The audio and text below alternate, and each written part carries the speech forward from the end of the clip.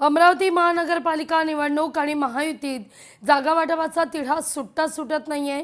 शिवसेनेकडून 42 जागांचा प्रस्ताव आहे, तर दुसरीकडे याच पक्षातील बंडखोरी टाळण्याकरता भाजपचे मात्र प्रयत्न सुरू आहेत। या सगळ्याविषयी अधिक माहिती घेण्याकरता थेट जाऊया आपले प्रतिनिधी सूरज दहाड यांच्याकडून। सूरज, आता उमेदवारी अर्ज दाखल करण्याकरता काही दिवस शिल्लक असताना अजूनही जागा वाटपाचा तिढा काही सुटत नाहीये।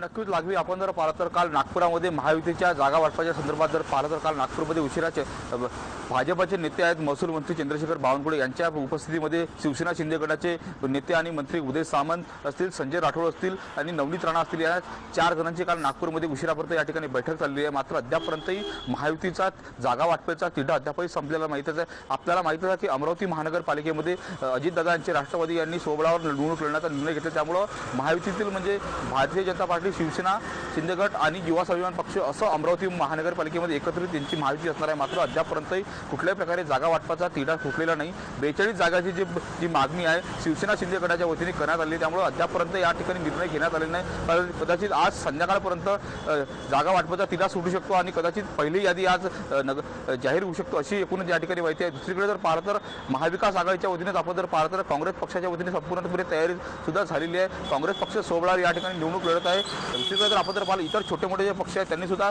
स्वबळाचा नारा या ठिकाणी एकूणच दिलेला आहे। मात्र महायुतीमध्ये जर पाहिलं तर मोठ्या प्रमाणात या ठिकाणी बंडखोरी होऊ शकते, त्यामुळे भाजपने सुद्धा सावध पवित्रा या ठिकाणी घेतलेला, कारण का एका जागेसाठी 15 ते 20 जणांचे या ठिकाणी इच्छुकांचे या ठिकाणी अर्ज भारतीय जनता पार्टीकडे आले होते। त्याचमुळे भारतीय जनता पार्टीच्या वतीने बंडखोरी टाळण्यासाठी जे आहे त्या ठिकाणी उशिरा जागा वाटप होईल अशी एकूणच या ठिकाणी सूत्रांची माहिती आहे। मात्र शिवसेना शिंदे गटाच्या वतीने मागणी करण्यात आली की तातडीने जागा वाटप जाहीर करा, आमच्या वाटाला किती जागा आहेत हे आम्हाला तातडीने सांगा अशी एकूणच शिवसेनेचे नेते आनंदराव अडसूळ यांनी या ठिकाणी माहिती दिलेली होती। मात्र अद्यापपर्यंत या ठिकाणी जागा वाटपाचा तिढा सुटलेला नाही। कदाचित आज जर पहिली यादी जर जाहीर झाली तर काही वेगळं समीकरण यामध्ये होणार की काय याची सुद्धा भीती एकूणच। सूरज, केवळ अमरावतीच नाही तर नाशिकमध्ये सुद्धा तीच परिस्थिती पाहायला मिळतेय। सूरज, तुर्तास धन्यवाद तुम्ही दिलेल्या सविस्तर माहिती करता। लोकशाही मराठी ऐका, पहा, जागरूक रहा।